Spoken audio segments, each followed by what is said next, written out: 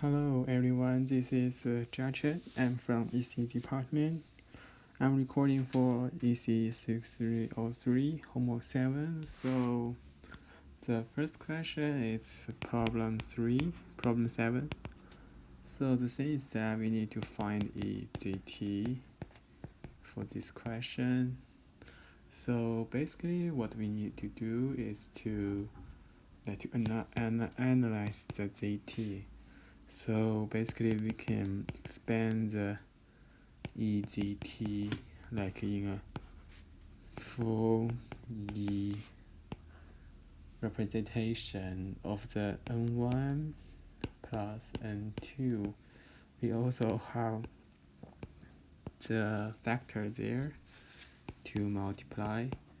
Then we can calculate the separate in N1 times the factor here, and then add the E N2 with the E factor there.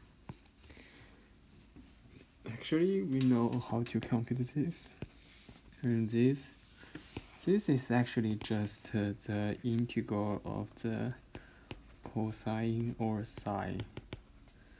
Then we can get the result for this one. And the second question needs us to find the RZ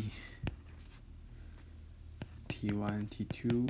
So we know that this is just the expectation of the ZT1, ZT2. Then we know that we can write down as the same way here.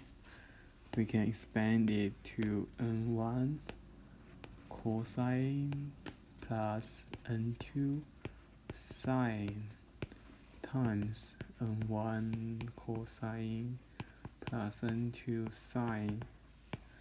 And the time here is T1, but time here is T2.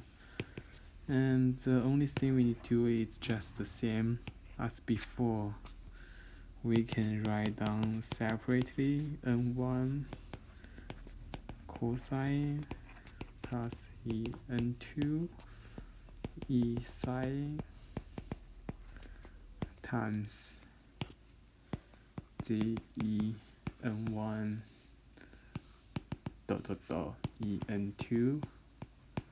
Then we can actually write down how to get Rn1 plus Rn2 respect to the cosine. Then we know that this is just basically RZ tau. And we can find out that RZ tau is just the average of Rn1 plus Rn2, and we can get the result for 3. So this question needs us to get the expectation of the expanded one. Let's see the solution. So the first thing is just we need to expand it, and then we can write down the integral of the sine and the cosine. We can get the result. And the second thing is just we need to expand it with the full expectation, just like before. Then we can calculate back to the Rn1 and Rn2. Those things are just the factors we don't need to care about because it will go to the whole bunch of omega c.